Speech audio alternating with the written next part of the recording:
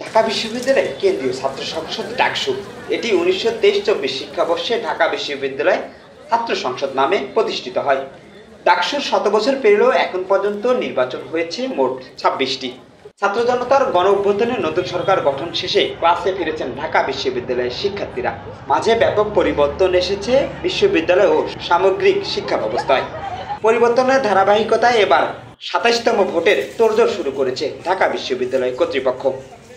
6 বছর বিরতি দিয়ে এবছর জানুয়ারি অথবা ফেব্রুয়ারি মাসে অনুষ্ঠিত হতে পারে ঢাকা বিশ্ববিদ্যালয়ের কেন্দ্রীয় ছাত্র সংসদ ডাকসু নির্বাচন। আসছে ডাকসু নির্বাচন নিয়ে ডাবি ছাত্র শিবিরের বিজ্ঞান ও ক্রীড়া সম্পাদক ইকবাল হায়দার বলেন, ডাকসু হলো ক্যাম্পাসে সাধারণ শিক্ষার্থীদের কণ্ঠস্বর, যেটা বর্তমানে দাবি আকারে উত্থাপিত হচ্ছে। এটা আসলে অধিকার হিসেবে প্রতিষ্ঠিত হওয়ার বিষয়।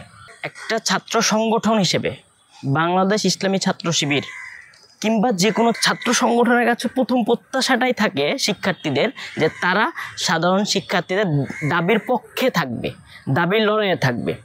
ডাকসুর বিষয়টা যেহেতু একটা খুবই মেজর ইস্যু অধিকার প্রতিষ্ঠিতের জন্য সাধারণ শিক্ষার্থীদের, তো সেখানে মনে হয় শিবির এই দাবির এই অধিকারের পক্ষে সবসময় সোচ্চার ছিল এবং শিবির চাই অতি দ্রুত সময়ের ভিতরে এই দাবিটা এই অধিকার যাতে বাস্তবায়িত হয়।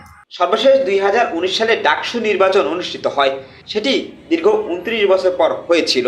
এ বিষয়ে ঢাকা বিশ্ববিদ্যালয়ের ছাত্র ইউনিয়নের যুগ্ম আহ্বায়ক এনামুল হাসান অয়ন বলেন, ছাত্র রাজনীতি বন্ধ করার যেই পায়তারা বা যেই প্রবণতা, আমরা মনে করি ছাত্র রাজনীতি বন্ধ করার যেই রাজনীতি, এটা আসলে এক ধরনের রাজনীতি। বিশ্ববিদ্যালয়ে যেন কেউ কোনোভাবেই আধিপত্য বিস্তার করতে না পারে পাওয়ার কিংবা ক্ষমতার চর্চার মাধ্যমে, এইটা আমরা নিশ্চিত করার জন্য আমরা চাই ডাকসুটা একটা উপযুক্ত পরিবেশে উপযুক্ত সময়ে ডাকসু নির্বাচনটা হোক।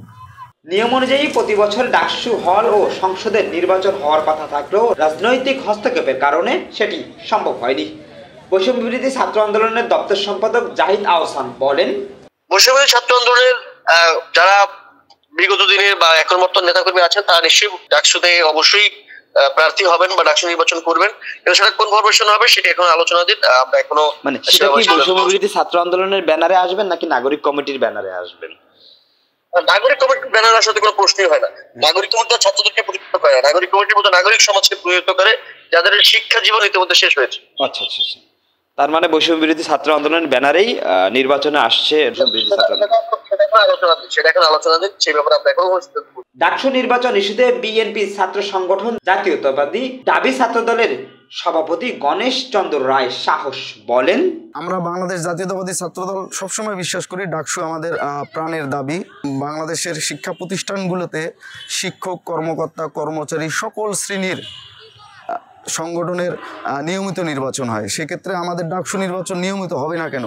যেহেতু একটি পরিবেশ পরিস্থিতি বিরাজমান এবং সকল ছাত্র সংগঠন, ক্রিয়াশীল ছাত্র সংগঠন ডাকসু নির্বাচনের পক্ষে মত দিয়েছে।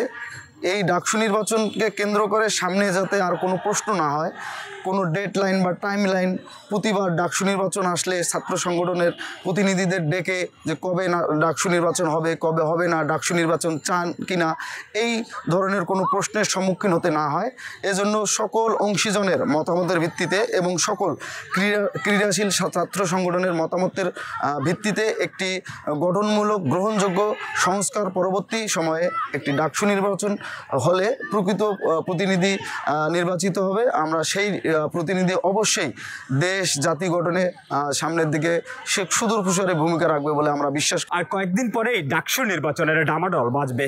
হলে হলে প্রচার প্রচারণায় মুখর হয়ে উঠবে ঢাকা বিশ্ববিদ্যালয় এলাকা।